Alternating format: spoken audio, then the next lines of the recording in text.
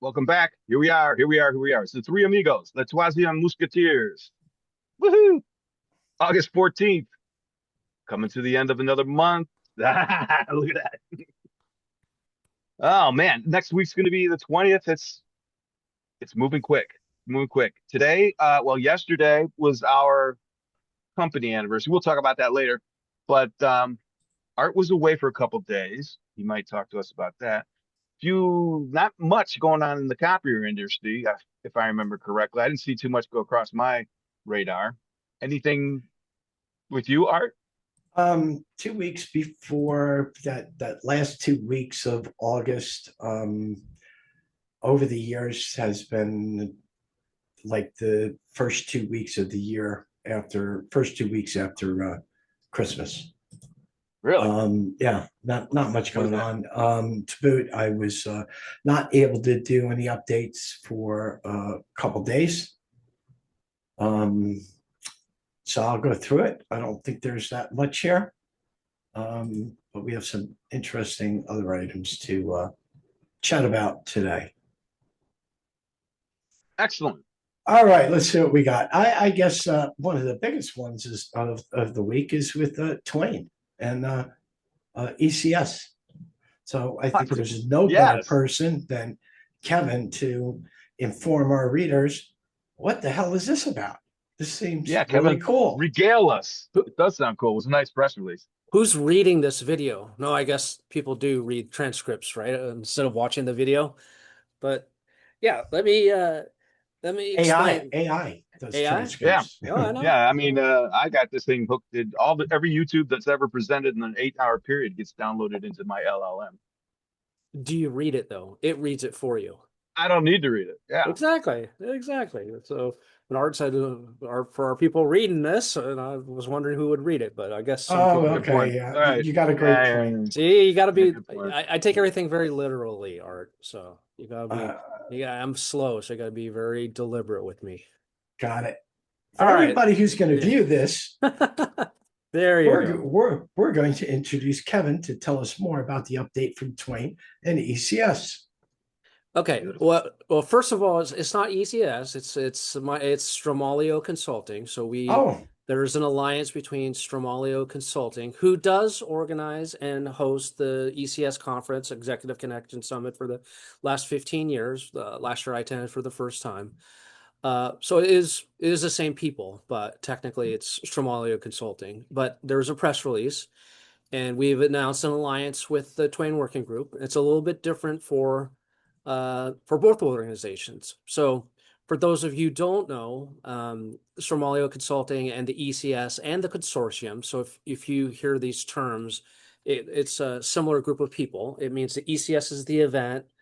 Stromalio Consulting is a consulting company that does the event, but they also have a group among the ECS called the consortium, and we meet on a regular basis, and we have educational training stuff. So there's an ecosystem of companies, the OEMs and ISVs and dealers and whatnot.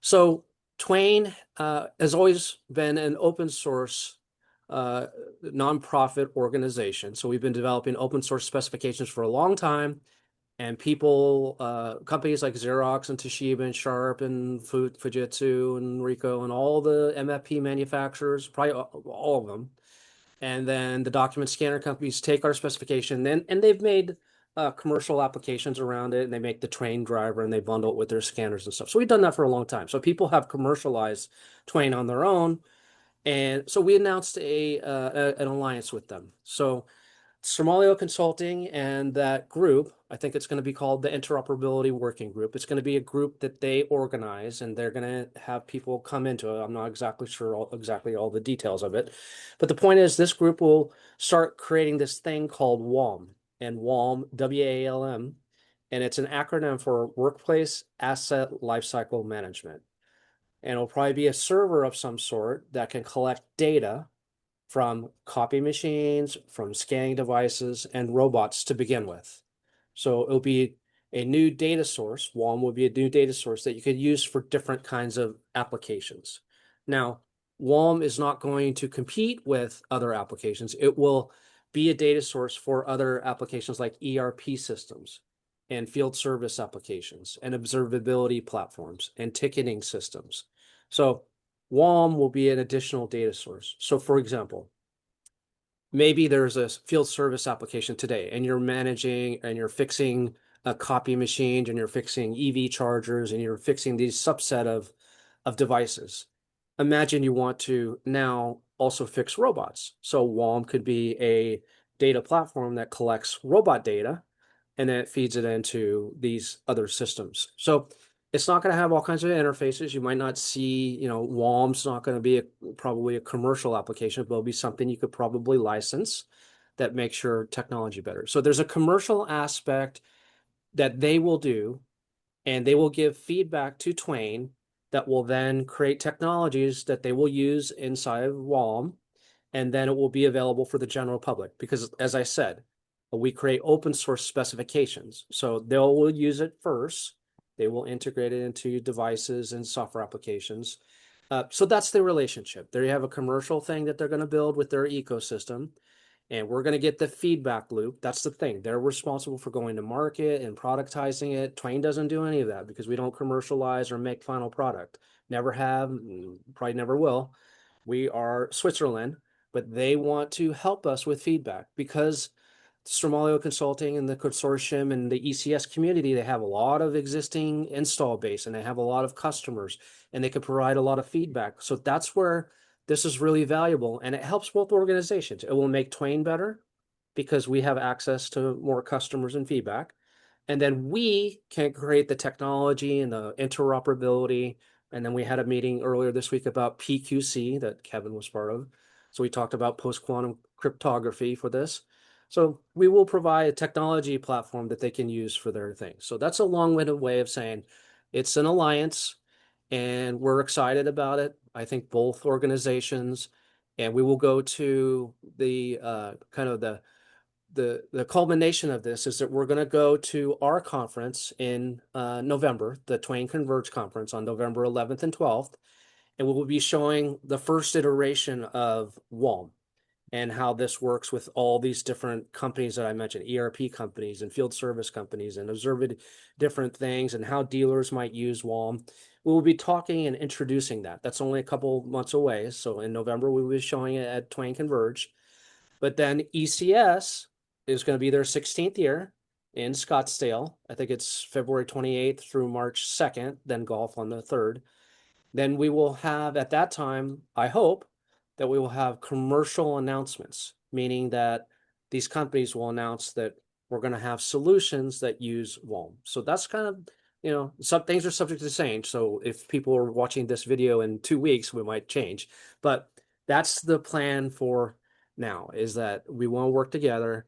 We want to help the community. Twain's very interested in it, and they're very interested in it. And on the calls I've been part of, people understand the value of interoperability and secure connectivity. So now we can hopefully deliver more innovation to the market. Yeah, interesting. So what does WALM stand for again? Workplace Asset Lifecycle Management. Right. And you said that Kevin was on the call? Our Kevin? Weren't you, Kevin? Kevin, I don't know if you were on that call. No, you conveniently left Kevin me. Fry. Left me off. I'm sorry. I don't manage the invitation. Was it a different Kevin? No, I thought he was there. I was mistaken. Well, there's so no many worries. Kevins. It's easy to get confused. There was Kevin Tatu there, so there's always a Kevin at these meetings. Like There wouldn't be a meeting without a Kevin. That's Hey, just so you all know, my middle name is Kevin. Don't. No, it's not. Yes, it is. Are you kidding? Oh Nope. my God. Wow. Well, my middle name's Kevin too. It There you is. go. Wait, Michael. Yeah. what the hell is Greg's middle name? So why do you go Well, it by ain't Kevin? Kevin. Oh, it's a great story. Has to do with swirlies. Has to do with what? Swirlies. Swirlies. What's that? You've never had your head forced into a toilet and had it flushed upon you? Oh, No, I was That's the a guy that was swirly. always doing it. I didn't have it done. I was never a victim. Just kidding, Kevin. But Michael, sorry. Michael Kevin. Change my name. But he was your dad's name Kevin? Michael? Oh, me? Yeah. So my this is a story I heard that my dad, he had two friends, Michael and Kevin.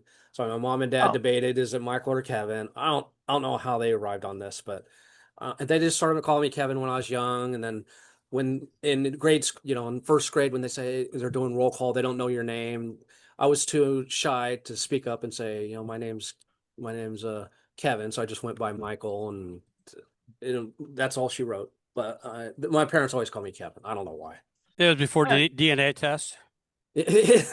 Well, yeah. My mom was into genealogy, so she uncovered some stuff you don't want to know. Oh gosh. She was from Oregon, so I'll just leave it at Salem witch kind of stuff. And my dad was from Oklahoma, so there was Native American Indian Cherokee kind of stuff. Wow. Wow, I bet that was a fun room to be in an argument. Yeah, Mhm. it was, yeah. So Who knew? Well, that's cool. All Who right. knew? Good update. Who knew that Kevin was so popular? But I would like to be on the next ones of those meetings because that's what I've been chasing, Yeah, Get me one of those VIP cards yeah. and a good You parking can have place. mine. And then maybe you can visit us in Tampa in November. Yeah, that's my birthday, Is it the 11th or 12th?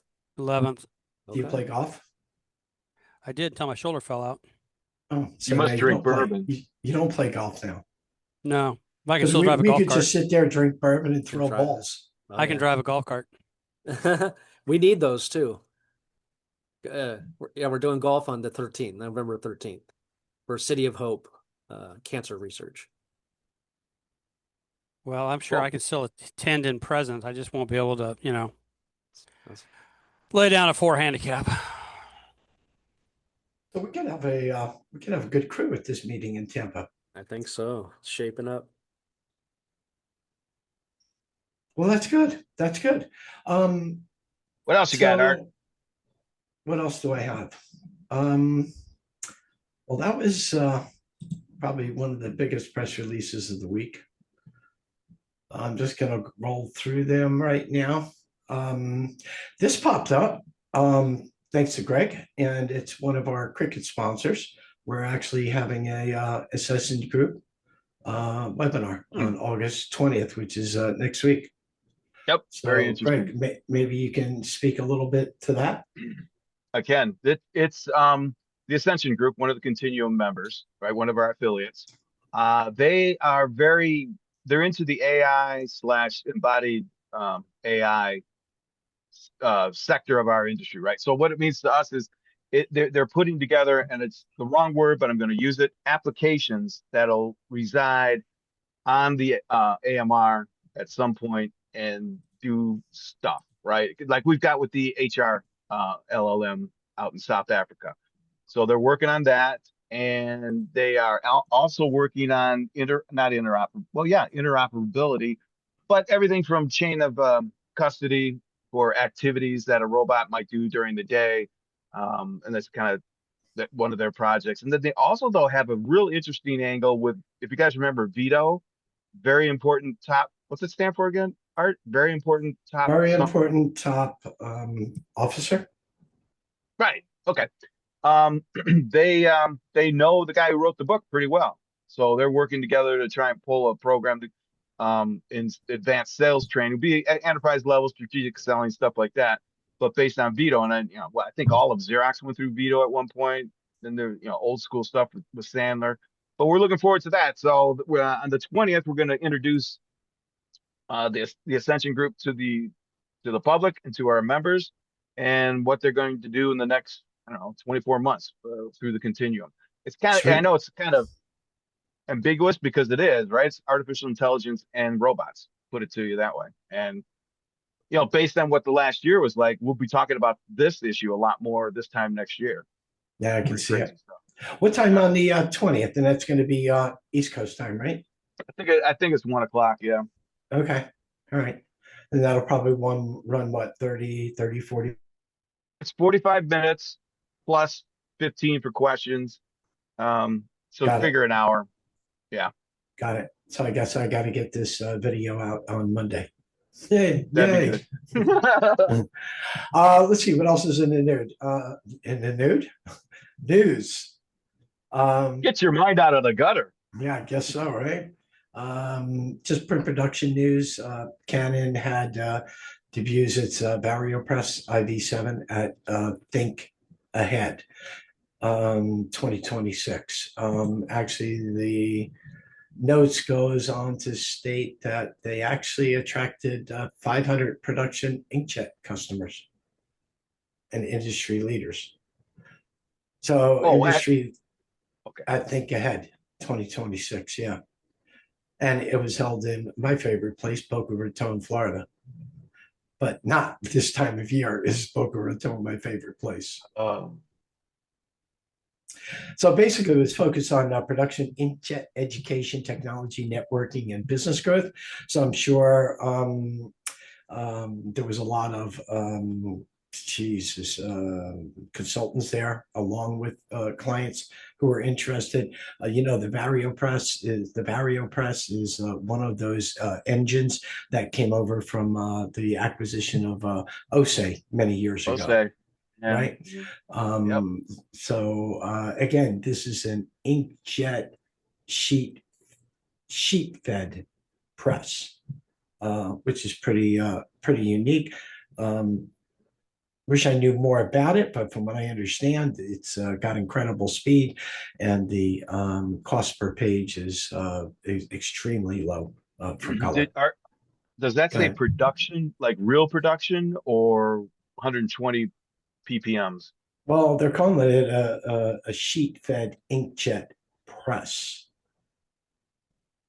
So I would have to think it's extremely, I would have to say, if I were to guess, I'm looking it up right now, but I would have to guess 120 plus. Yeah, their Yeah, baseline is 100. Okay. I used to sell OSE. Yeah, me too. Love them. I can't think of. Oh yeah, you too. You put inkjet with OSE, and I'd be jump me out of this call. I'm ready. Yeah, the copy press. That's a very interesting story. Those guys. Yeah. Machines lasted forever, which is part of the problem. Yep. And the machine is a beast. It looks like it could be almost 30 feet long. Yeah, that's what I was wondering if it's up there with the what is the HP big thing? Indigo. Indigo. I don't think it's that Indigo level. So interesting. Here it goes, the overview. And I guess when you get up to this speed, you don't quote per minute, you quote per hour. Oh. So I really have never seen this before. It says 8700 B2 4/0 per hour. Not sure how to read that. Interesting, 60 to 450 GSM, up to 24 by 29.5 inch media. So there you go. Those you get into that larger media than 13 by 18, and I'm not positively sure, but I believe some will call this parent stock, because this is almost 2 feet by 3 feet, right? You're probably looking at let's see, 2 by 3 is 6 square feet. You're probably looking at about 5 square feet of paper running through the machine. Can you imagine the weight of that paper? If you've got 5,000 sheets, that's 5 square per sheet. Just the weight alone of that paper is going to be heavy, which leads me back to, and what Kevin is working on is AMRs that will possibly feed the paper in and take the paper out of these machines, because the paper is so 5 square feet coming out of the paper. Yeah. And it's gonna have a lot of weight to it. If you look at a case of 8.5 by 11 paper with 5,000 sheets, I think the weight is 35 to 40 pounds. So now take that up to what does that be? 5 square feet, 2 11/17s. almost two 1117s, I guess, right? Well, Which yeah, would and then be crank up the GSMs because that'll be thicker, more crank up way the thicker. yeah. So if it's 300, yeah, that could be a tremendous, a big and heavy sheet of paper.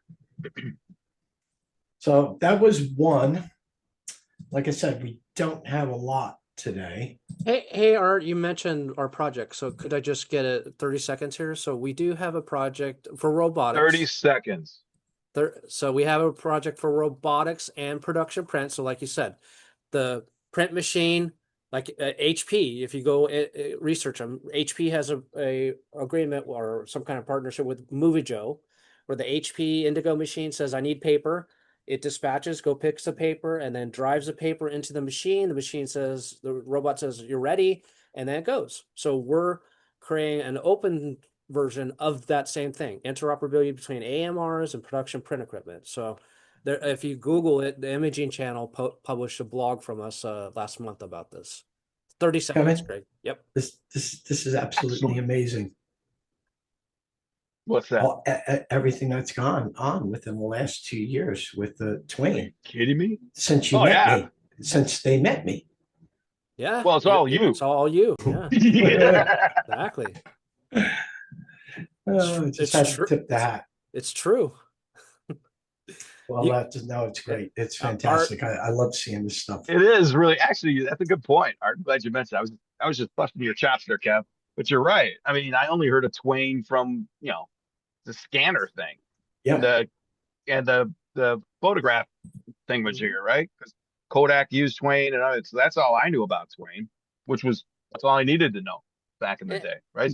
Twain compliant. Yeah, Mhm. all right. yeah. Twain would be something in my back pocket that I would keep for scanning applications. And traditionally, the MFPs could go over anywhere from 100 to 600 DPI, and they cap out at 600 DPI. The nice thing about the Twain is if you ran across a client who needed a higher resolution for scanning, the Twain API would do that. You could set it up to all the way to, you could set it all the way up to 1200 DPI. And I got a few sales by just saying, hey, Ricoh is one of the only MFPs that actually has the embedded Twain in their device. Mm. So good stuff. Cool. Good stuff to know. What do they say? Knowledge is power. Knowledge can also make you a shitload of money when you apply it. Where are we? Not a lot of news. So Kelly Office Solutions was in the news. Mm-hmm. We all know about Kelly, right? Yep. Yep. Yeah. Did they acquire? I think they did. Or something. No. What did they do? This is it. Kelly Office Solutions books, 6-figure first year, new business with ZoomInfo. All right. Well, 6 figures could be $100,000.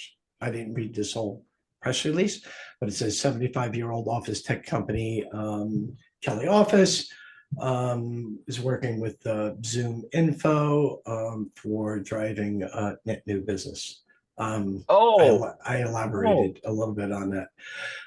Company celebrating 75 in year, closes 6 figures in new business. And create, okay, here it is again. It's creating a pipeline worth more than $500,000. Yeah, Zoom is in Omaha. Yeah, that's great for them. I mean, Yeah. that's fantastic. But I'm probably going to close $100,000 in net new business this year without ZoomInfo. So I have a question about all this, which you kind of just struck a nerve, Art. Yeah. Uh-oh. So what is the common denominator, or that all of a sudden all of these outreach companies, telemarketing or outbound marketing, we'll call it, have suddenly all came up with the golden goose on how to suddenly market that they haven't been able to get their hands on in years? What is the change that's makes them so accurate? That makes them so. Oh, here's an example. I don't know. I know ZoomInfo is very expensive. It's not a cheap option. but I know a couple of dealers now who are using it, and they've decided to invest their funds into ZoomInfo to help generate net new business. I don't know what the common denominator is besides these companies spending a lot of money with ZoomInfo, and ZoomInfo, I believe, Greg, correct me if I'm wrong, but I believe they use some sort of AI with their platform. Well, Zoom in, if they, I doubt it, but they might be saying it. ZoomInfo has always been old school, grabbing, lists off Right. of publicly available thingamajiggers and running it Yes. through, and yeah, doing stuff like that. They were a customer of ours. Okay. All right. Yeah, So I I mean, think then you know them, right? Then you yeah. know that um, I'm sure they've tried to jump on the AI bandwagon. But I have never had success with them over the years, and I think we tried it two or three at different industries. So, but if someone is, that's great. I don't think there's much AI in there though, Art, to be honest with you. Interesting. I'll read a little bit off of this. It said reps are spending hours and real travel driving and flying to meet prospects who often were not qualified to buy. Oh, Well, what? come on, that's freaking sales 101. I mean, That's not ZoomInfo. That's the sales mean, rep. you can go knock on. You knock on doors. But traveling to people who weren't qualified. Can't Yeah. believe is that statement publicly. Did they put that in their? Yeah, reps were spending hours and real travel, driving and flying to meet prospects who often were not qualified to buy. Some of them weren't even at the building. Right. That So here, unvalidated. So wanted, the guy that owned that, this whole thing is, so he started like 6 companies that competed all against his own company. Okay. So if you got mad at one of them, they would come in and the next one would come in and say, don't use them. Come use what we have. We have a different service. And so he literally flooded the market, which was brilliant, with his own companies. But I have been hit up, solicited, and literally today by one that's actually so compelling that I'm almost willing to take him up on it. They're willing to put their money where their mouth is against me on this. And they're literally just quietly laughing about the idea they're going to win this single-handedly against me and earn my business. But I'm just curious what changed, because everybody knows that cold emailing is out. I remember this. I remember how it works now. It's taking algorithms on companies who are searching the web for keywords. They could be copiers. That would be print. That's how this all works. Yes. So what it will do is, depending upon how many sites they were at and how many times they searched, it will actually score them at a rating.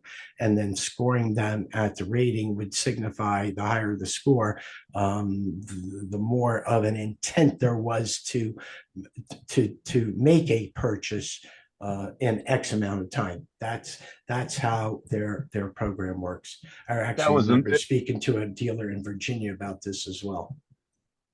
The 1960s model. That's an old SEO model, which in the age of bots and everything, that data's flawed to begin with. There's no validation that the lead is a real lead. It's just a guesstimate. And this is before AI. You throw AI. I mean, like we do it in crickets. I can get you a TAM with real addresses that match a certain requirement set, everything, whatever you want. Like, are they without doing SEO or any of that crap, that, you can go up and call them and say, hey, listen, blah, blah, blah, blah, blah, blah. It's it's puffery. I don't know. I shouldn't talk because. Well, this is out by Zoom. And of course, it's not out by Kelly. I'm sure Kelly approved this, but good for Kelly. Good that their investment is working. I hope it's worth the bucks I like Kelly. They're paying, because I know it is very expensive. My dealer in Virginia actually told me about it and the price they were going to spend on this. Well, Kevin Fry, what do you think about it? What's your input? I'm trepidatious at best. Because, okay, so this is kind of like managed print services. No slide on you, Greg. I mean, everybody, you're the father of this. I know. But we all know there's only so many variables involved in any type of business venture, right? Mhm. There's depending on the industry. We know with telemarketing, how many ways can you reach a customer? We're not dropping things out of the sky and littering the ground with them, right? So they're emailing, Mhm. they're telemarketing, the same things that we've told reps for years to do. We all know we know the success rate of those, all of those, right? 1%, Mhm. 3%. If you got a 6%, you're ringing the bell. You know what I mean? Mhm. So what is all of a sudden, and the first thing everybody wants to hide behind is AI. I don't think AI can help this. I don't know how it can do that. So, I mean, are they creating a different type of targeting schedule that's, you know, what is the smoking gun of this? Well, I think that I agree with you, but any this is now we're getting into it, but any legacy system like that is flawed to begin with because they're going to try and compare to old KPIs, old benchmarks, old, 110, 1, the old ratios. If it's organic AI to start with, because AI does pick up all the publicly available.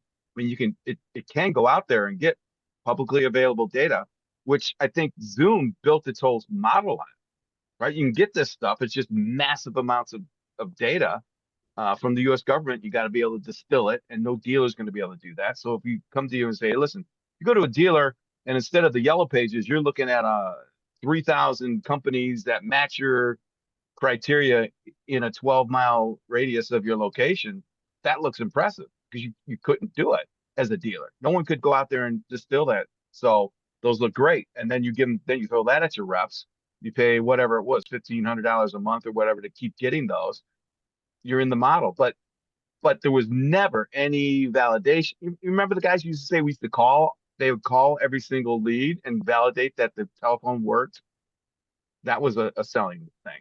So anything I don't believe any of it right now is any better. I believe that the old SEO models are going to die. I think that even these companies and what we're doing is we're saying the way selling changes. I've said this a million times. No, the way people buy is changing Oh, that's a lot been more than the that's way been we happening sell. for a long time. Yeah, Right. It's been yeah. happening for a long time, but So now you put the magnifying glass right. and it's accelerated. Okay, So so how do you get your email, your 365, your Outlook, your whatever you're using to take all of those leads because it knows that those did not come through your emails chain. It's not going to let you spam those emails. So are they going to create an alias email for you and just make this thing just be completely, I mean, Michael, Maybe, Kevin, but Neil, what do you think? I don't know about these marketing machines and marketing services. I don't I know. mean, I always have hand-to-hand combat. yeah, I was going to say Michael's a victim of. Exactly. yeah, I wouldn't even allow them in my room. I don't want anything that's completely in any way paints a picture of anything other than solid business. Like these people call up and the area code looks like so they're next door to you, and then Yeah, they're oh, that's they're a lie. yeah, Yeah. yeah, yeah, yeah, we're starting out the whole yeah, conversation on the basis of a lie, yeah. right? Yep. And now all Hey, of a sudden I Yep. want to talk to you. No, I don't want to talk to you. yeah. This kind of Zoom info reminds me of there's a report that goes out monthly for leases that are coming to term that the secretaries of Hmm. state releases. And Hmm. what happened with that is it became popular because other dealers could see when these leases were about to term. They would get the monthly information, they would get the term, they would know when the lease started.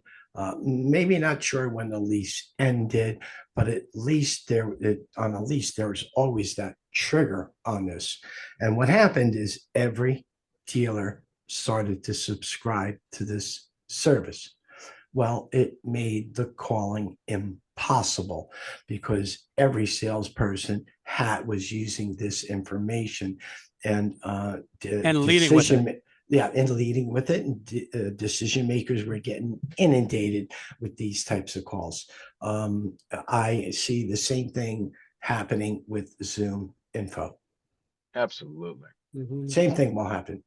And you're It's an just going to ocean of turn off, mediocrity. you're going to turn off even more buyers.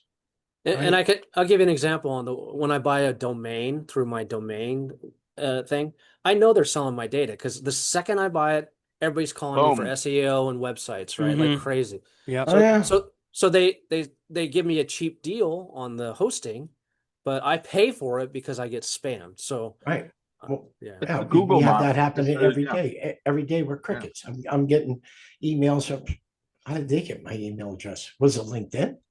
I didn't give my email address. Oh, Well, GoDaddy, thank you very much. I appreciate that. that's exactly where it came from. Right? Right? Interesting. So hey, you know what? Great for Kelly. I wish them continued success. Yep. Great company too. They wouldn't be They doing are. anything Yeah. nefarious at Yeah, all. the So Renegade family is great. Yes. Yeah. I yes, like those guys. 100%, 100% great business. Yep, They should start selling office-ready robots. I agree. I completely agree. Speaking of, there was another announcement. Some company had a 1-year anniversary. Yeah, and let's Yeah, review let's talk what they about got that. right and what they missed and what they Come got on right. now. Let's be Who? critical. Who? Good point. Some company called Crickets. Ah, yes, crickets. Yes, what started out as an idea back in the spring of 2025 evolved into a futuristic business model for us. We're 1 year. We've I don't know, we've had a lot of ups and downs, right? We've had a lot of continuing education. We've met more dealers and more OEMs, and we still have hundreds more to meet with. But my review over the first year has been, we've become educated as a group. The crickets continuum. We entered into this knowing what we'd like to do, but it was a new foray for us. It was humanoids. It was AMRs. First, when we started talking about robots, we would call them AMR. I mean robots, and people would think of the Jetsons. And what was the name of the Jetsons robot? Greg, you would know that. Was Betsy? it Alice, the maid? The maid, No, right? Alice was the maid. Yeah, the maid robot. Yeah. Oh, Alice was on Brady Bunch. Sorry. Okay. Anyway, after and Greg and I spoke about this the other day. After 1 year of working with dealer OEMs, working with office equipment dealers, working with affiliates, working with ourselves, we've probably spoken to a dozen different robotic AMRs in the last year.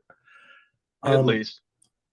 We've self-educated crickets to offer. So to be the guru of the B2B space for robotics and AMRs, for a company that's going to offer, how can I say, device agnostic AMRs to dealers. Just 1 second. Our industry is the copier industry, because I come from the copier industry, right? Sort of comes from that industry. But years ago, if you wanted to get in bed, you had to get in bed with one certain manufacturer, right? And and you were in bed in that silo, and the only thing you knew was what that silo was offering you, whether it was service, whether it was sport, whether it was coaching, whether it was future business models or future products. They kept you in that silo, and to date, that industry still kind of keeps those dealers in those silos. Now, some dealers have branched out and said, okay, we're going to sell another brand and we're going to sell another brand. But crickets, we're starting off that we're telling our dealers, you don't have to be in a silo.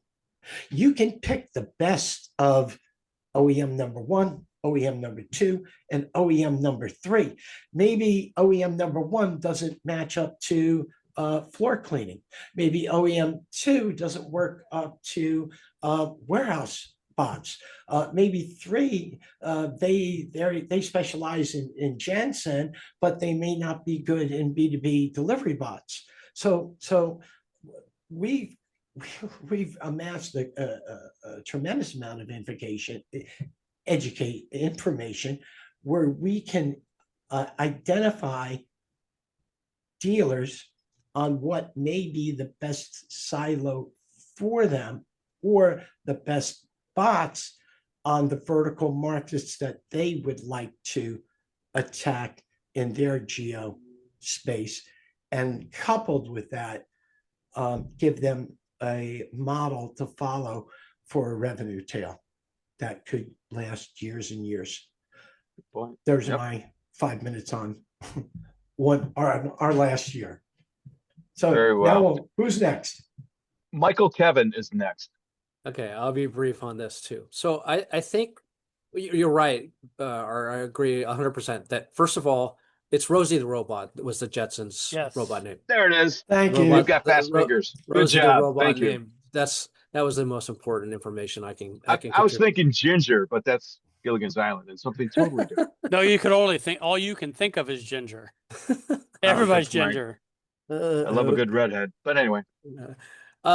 So yeah, we've created the the continuum, and it's a place that people can go at their own pace. Whether you're just kind of kicking the tires, you can come and just learn and float some ideas, and then an idea becomes executable kind of activity task. So there's people that aren't ready to go, just want to kind of learn. That's just fine. Then there's other people that are just getting started. And there's sharing experience. It's really neat. There's competitive companies there, but they're all sharing for the benefit of everybody else. We're all learning together, and that is good. Then there's people that are going 100 miles an hour, right? So I love that this kind of collective spirit and learning together and knowing that you've got an existing channel. Then this is one thing I've learned in the last 6 months, right? Art, like you said, you brought me to the dark side of this print industry that is well established. You've got great, you got serviceability, and you've got OEMs funding activities, and you got dealers that are eager to do stuff. You've got this beautiful ecosystem, and they all realize that print's in decline. I mean, everybody says it in the industry. You're trying to find alternative revenue sources and other kinds of devices, and a robot and an AMR is exactly the right kind of technology and industry. It's high growth, to the point about Ascension, you can customize these kind of things, right? You can make it talk and walk and understand people.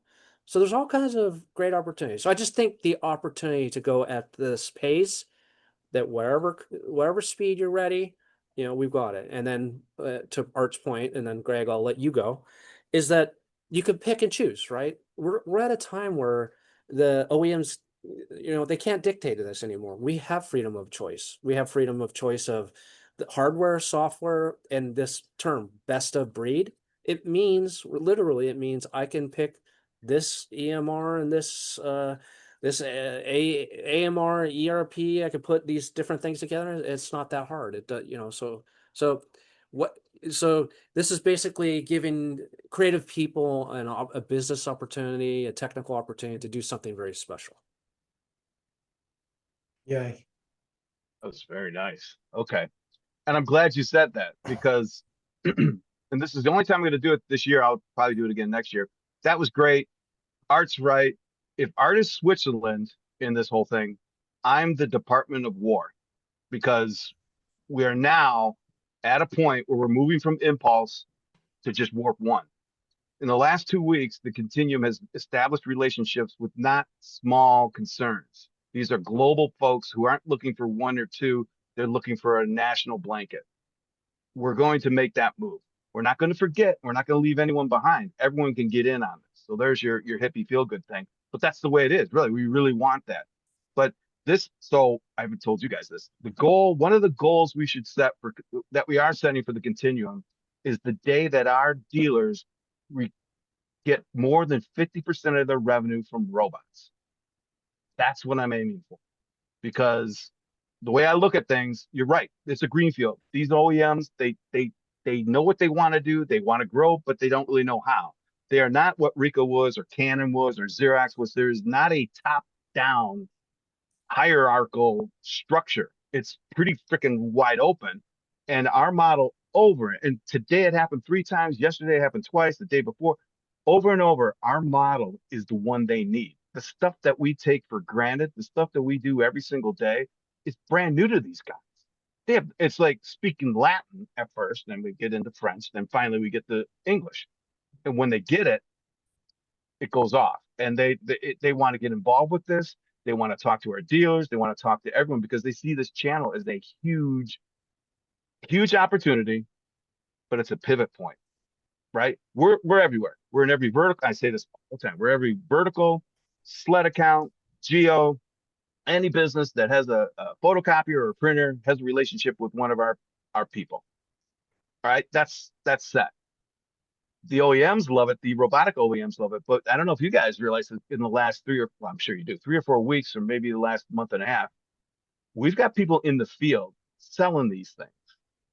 Yeah. We have people in the field putting it in the back of their car and taking it out and doing demos with it.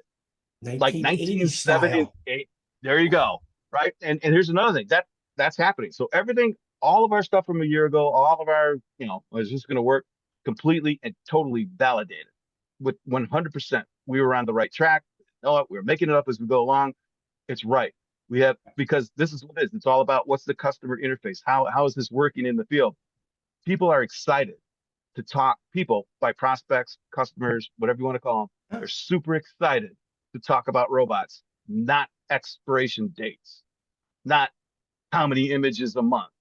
How do you deliver your toner? Do you have automatic toner fulfillment?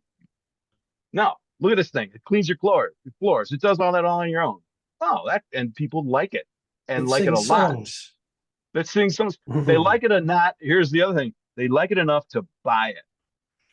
Right? Excitement So sells. this is, but then they can see you can do an ROI, an old Ben Franklin, easy with these things, easy, and the customers get it.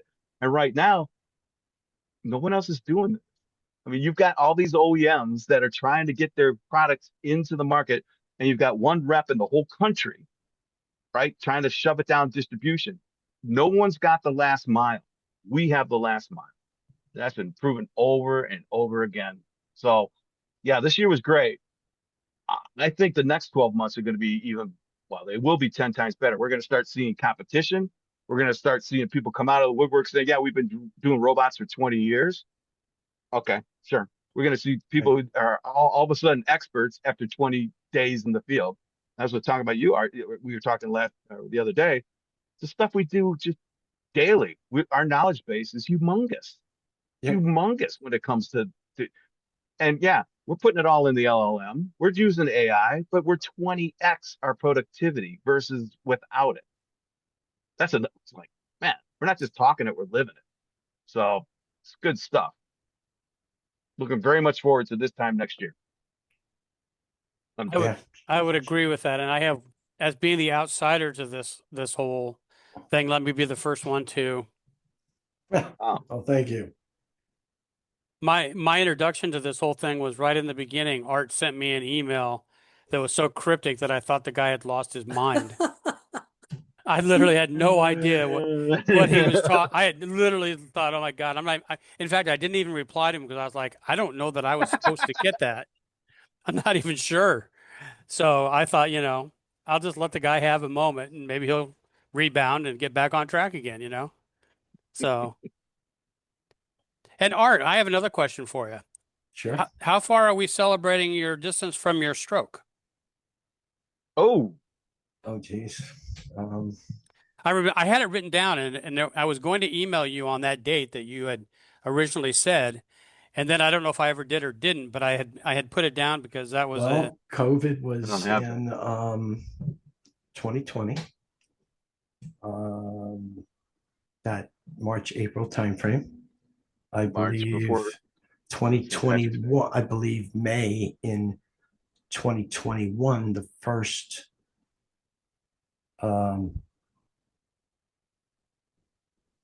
what is it? The first shots came out, right? Oh, I the believe first in COVID May. First vaccine. COVID Okay. shots came out in, and it was it April or May of 2021. You had to get two. I got two. I got one in May and I got one in late July. Second week of August 2021, I had my stroke or TIA or just speaking gibberish and dribble and shit like that. So I would say it's 5 years. Yeah, that's what I was thinking it was that because I just About literally this time. yeah, I literally just saw this on my computer and I didn't send it to you. And I have the exact date. I can go back and drill down, but it's 5 years right Wow. now. Yeah, it's 5 Am I years right? right now. Yeah. Yeah, Well, pretty let me be the much. first to welcome you back, or because you definitely had the fortitude necessary to do it from the inside out. So Yeah. congratulations to you. Yeah, and God bless the Lord and watching over me and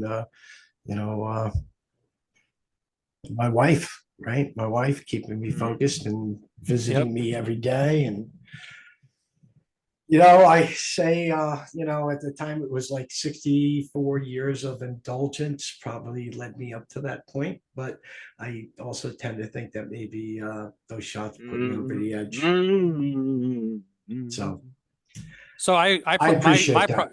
my proclamation is that this whole anniversary for crickets is also the anniversary for art. And so that way it'll make it easy for all of us C students to be able to celebrate the happiness at one moment. I love it. I appreciate that. Yeah, it makes me remember the point in time when the neurologist came in. And he started speaking to me. I felt okay. I got my accolades back, right? And he goes to me and he goes, "Name 5 things in your refrigerator." And I was like, "Okay, this should be easy." Blank. Seriously? Seriously, nothing. Really? Wow. Wow. Nothing. And then he said, "Well, name me 5 types of birds or fish." Nothing. Crickets. Crickets, yeah. Crickets. So he started a conversation, instead of asking me questions, started asking me about what I do. Right? Yeah. And you didn't know. No, that stuff I knew. Okay. That stuff. He asked me stuff. Well, what do what's work like? What do you do? What do you sell? Blah, blah, blah. I had no problem remembering any of that crap. But the good stuff, the birds, what's in the fridge, at the time I couldn't answer the question. He says, "Hey, you're doing okay. It's just going to take some days to come back." So. Well, I didn't want to put you on the spot, but thanks for sharing that. No, that's all right. No, I actually, it's a good story to tell that for some reason that copier crap never left my brain. Yeah, that's because it was in your veins. Yeah, A exactly. blessing and a curse. You got toner in your veins. Yeah, Wow. I guess so. Hey, so we never did get to speak about WPP. Oh yeah, and yeah. It's almost 5 o'clock now. Okay, that's okay. But for me, it's not. But it was interesting about WPP, and the manufacturer was there. I don't care to name the manufacturer. And they basically said it was, they want to bring this and roll this out so other dealers can be knowledge-based, have knowledge about WPP, what Microsoft is doing, and then also tie in their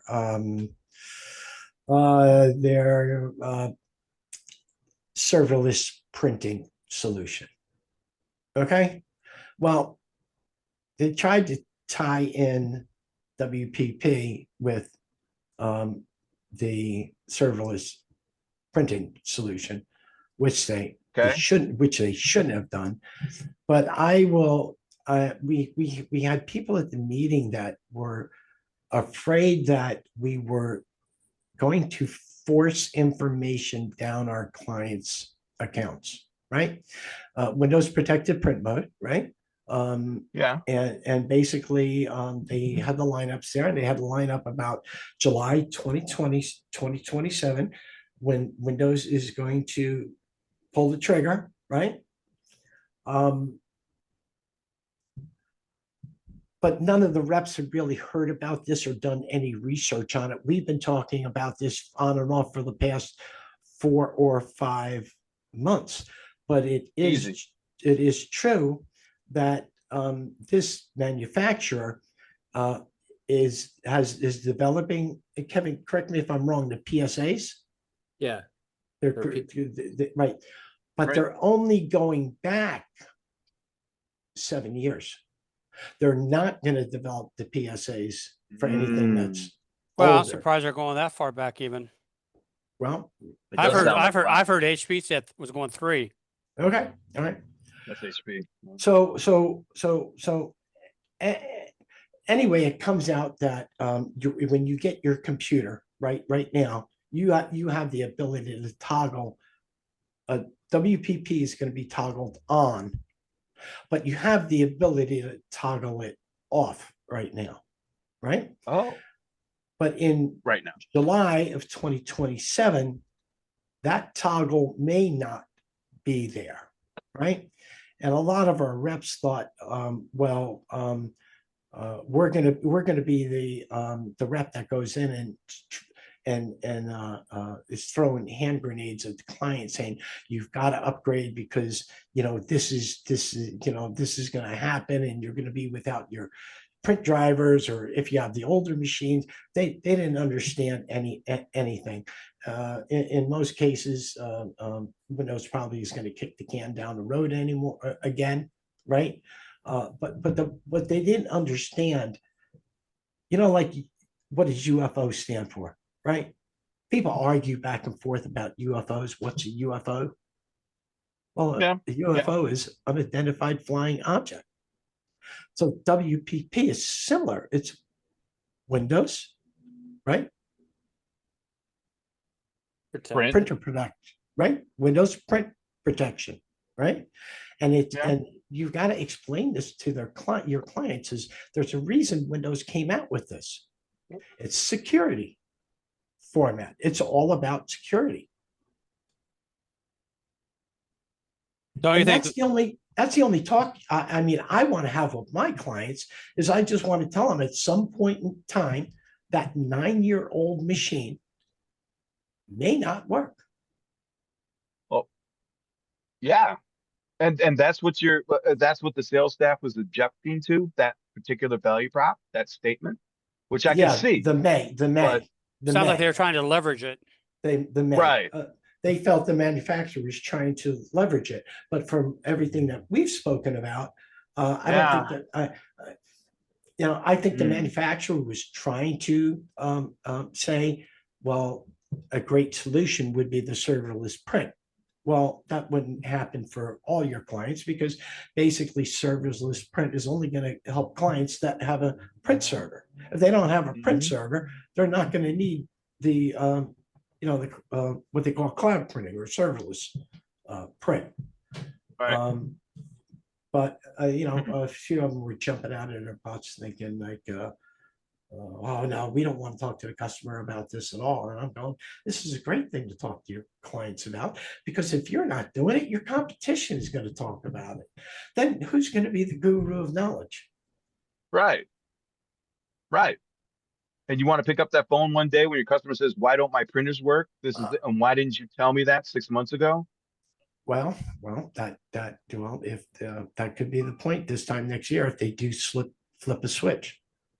But then there's others that think actually this is a money grab by Microsoft. Well, to charge clients to print. The truth is Microsoft is hedging a great big lawsuit, because you know what?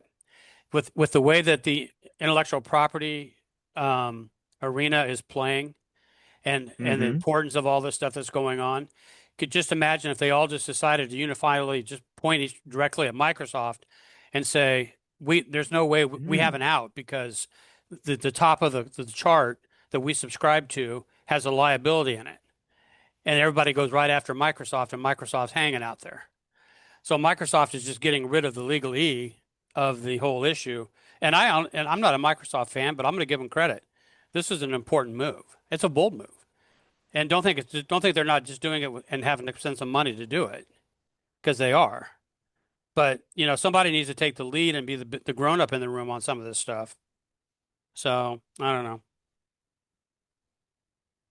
I think I those don't are know. I think those decisions are going to be made in the back room by people that are Mhm. never going to meet the printer guy. Those policies are going to be set up when they do it in that time. Could be. Could I be. mean, No, it's I've heard that that's enterprising is moving much faster with the adoption of WPP. Is breakneck. it's that the correct? same thing. Is that correct, Kevin? Yeah. Yes, if you go on that output Uh, security, we just posted another piece on that Yeah, about how fast that's moving. right. Isn't it the So same thing, the liability issue with the enterprise? Because it's the same thing, right? It's Microsoft is covering their ass and enterprise will cover theirs. well, I think And you got. I've been, go ahead. Don't you think you have both? I mean, how long did it take for CISO and cybersecurity parts of a network suddenly just come out of nowhere? Mm-hmm. Those aren't even 3 years old. In Mm-hmm. network time, that's like a infant, right? Mm-hmm. Don't you Mm-hmm. agree? Mm-hmm. And the CISO people are dictating the network. I mean, Yep. it's going through them as far as what is and what isn't. So I think this CISO is it's a tail wagging the dog, saying, "Yeah, you need to screw this stuff down tight." And then at least on the endpoint, like Art's saying, if you have a customer that's uninformed or doesn't care, or that's just a church or something, then they don't have to do it if they don't want to for a Right. while. But all the companies are saying that, hey, if we got a branch that gets us out there right now, we're taking it. I mean, we're moving on it, you know? Right. Well, just go back to parallel print. Yeah. I mean, throw the USB port in there. Stay out of the network. Stay out of the cloud. But I found But unique. the But whole thing is nobody prints as much as they did before because that's what's left. It's like it's not a big deal to Microsoft to cut off the print because they look at the numbers. Well, hardly anyone's printing like they used to. Correct, but people, they print more than a copy now. But in any event, I was kind of upset because here's professionals that sell print Mm. devices and they have Hmm. no clue what's going on with Microsoft and WPP. Right. And I had to tell them Yeah. that, this has been going on. This isn't something new. This is started, and I think Kevin Neil alerted me to the fact this started back Yeah. a couple of years ago. Mm-hmm. Yep. So it's Yep. it's nothing new, but if you paid attention to your industry, you'd know what's going on, and you wouldn't think that somebody is handing you a grenade to give to your client. Do you think it's odd Well, that happens that they ended Microsoft Windows 10 and we suddenly had the Windows 11, and at the same time, all these security vectors are starting to come now? mhm. No correlation there, right? Not at all. Or maybe they got some lawsuits that we don't know about, or maybe they're just They got looking to holes. trim their costs, trim their. Hey, Art. Just curious, what's the generational demographic of that group that you mentioned that didn't pay attention to the WPP? Well, I would say I start at the old farts, Okay. and they go all the way down to 24. I Oh. would say years of experience, top out at 46, and meander all the way down to 8 months, Mm. with a decent group in that 10 to 30 year in the Oh. business. Okay. So long enough to know better. Yeah, I Long was going enough to to know say, better. but Well, past the point of, good judgment or I don't know what the word is. Better discretion. it's I relate it to being a tradesman. I can go to a plumber, I can go to a carpenter, a welder, and they've turned themselves into craftspeople, right? They know Mhm. everything they need to know to be successful, to run a successful business. Doesn't happen that often with salespeople. They don't hone their skill. They don't craft themselves. A lot of them don't try to become the guru of knowledge for their clients. More treat it as, all right, starting time is 8, quitting time is 5. That's it. I'm done. I'm not going to learn I don't want to learn anything else. I'll do it from, 8 to 5, but that's it. I tell somebody there at the meeting, I go, your job is not 9 to 5. If you're sales, it's not 9 to 5. It'll never be 9 to 5. And if you want 9 to 5, go to work for Burger King or Wendy's or something like that. If you want to be successful in sales, you got to put the time in.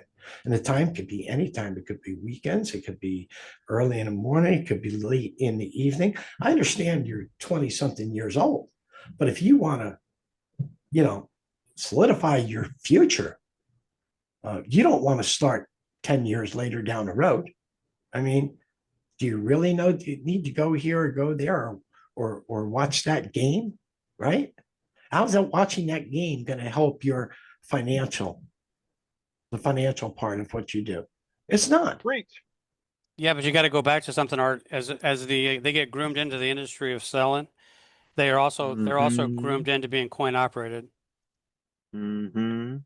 So everything It's begins and thinks of it through systematic. through revenue. Yeah, it's not really organic. It's systemic. It's Well, systemic. But we've talked about this a million times. So yeah. too many people are hired that don't have desire. Well, boy, that's a Desire can of worms too. Yeah. Desire is nothing you can teach. Desire is nothing you can coach. So why do they hire him? They I know could you, they could hire because of education. They could hire because of a good interview. Um, things like that. But a lot of people, they don't try to find out if that person really has desire. And how do you find if somebody does have yeah, desire? it's a tough thing. I mean, especially at certain age blocks, they don't even know what their desire to be is. I mean, as a kid, I didn't know what I wanted to do, right? Yeah, Nobody. everything you just said, Art, it sounds like a tax. I should always have the desire to make money, right? Well, I mean, yeah, but art. I quit school at 16 because Well, I not wanted to make everyone. money, and I know, school wasn't honey. teaching me what I wanted. Right, but not everyone has done that. I know I Seriously, understand. you're like 3 to 5%, maybe even lower than that. So, but and I it's was not a probably criticism. even lower. Yeah, okay. So it's an observation. I mean, the generations before us said the same thing about the generations after, right before them. But so it's a tough one, Art. They're too young, not too young. They're not as seasoned enough to know what their passion really is, and we're hiring not really being able to recognize if they have the potential to have that passion into a job that is not the easiest thing in the world. It's it you know e- No, Everyone no, it's sells, not. but not everyone could be a salesperson. No, That's just so comes I from love it. with it. Yeah, it comes from within, but how do I recognize that in someone? I don't know. I don't even know. I've told this story before, and I'll give my dealer owner who hired me to be a technician, right, a plus, and he found the desire. So in his office, when he laid me off, I've told this story before. He pulled out some cash out of his pocket, asked me a question: "What would you like to do to earn this money? Finish out the week as a tech, or try and talk me out of the money?" My option was to try and talk him out of the money. I never got the money, but I got a job. but I guess he saw that I was willing to, I don't know, talk for the money, work for the money right away. I think that was brilliant. Mm-hmm. Honestly, I wonder what the results would be nowadays. Not with you, but Well, with people some- don't do it, but I think if more people do it, they could weed out those that have desire and those that don't have desire. Mm. Maybe they could give a plan like, I tell you what, this $100, I'll do this, or you try and talk me out of the money. I don't know. we all put on even- faces. We all put on faces to greet the faces of the people we must face.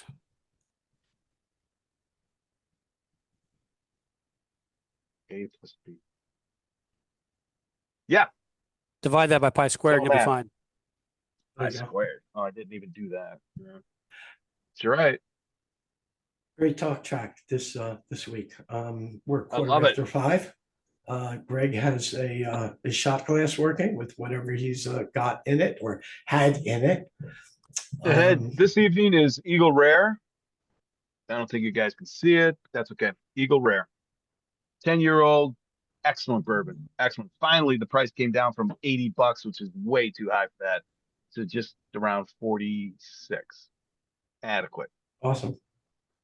Kevin, happy celebration of you. Had an excellent week. Probably should feel really good about the team and your direction and where you're going. That was incredible. I was Thank you. thoroughly impressed. As like I said on LinkedIn, there's a nice foundation built, so it's easy to come in and talk about a difficult subject of post-quantum cryptography, which you would think, just like WPP, right? It's a tough discussion, but you should bring it up. You should be a consultative selling and have that desire, or to your point. So if you do that, you become the trusted advisor, and they're going to trust you. And if you don't bring it up, like you said, Greg, hey man, why didn't you tell me this was 6 months ago? It's been around. Oh, I looked it up on the internet. It's been around 4 years, and you didn't tell me, and you're the print guy. Mhm. Oh, how's that going to look, right? Not like a partnership. It's not going to. Yep. Very true. Hey, so anyway, it's 5:15 here on the East Coast. It's time to end our show with one of our longest shows. By the way, this is our, I think, number 122, and we might have missed a couple numbers in between there. So I really think we may be up to 130 shows. But I want to thank Greg, Michael, Kevin Fry, and for being on the show and spending the last 75 minutes with us. Excellent. Thanks, Awesome, guys. guys. Happy Thank you. birthday. Cheers. Everybody, Yeah, see happy you all birthday. next year. See you all next year. We'll see you for year 2 next week. Thanks, everyone. All right, later, guys. Have a good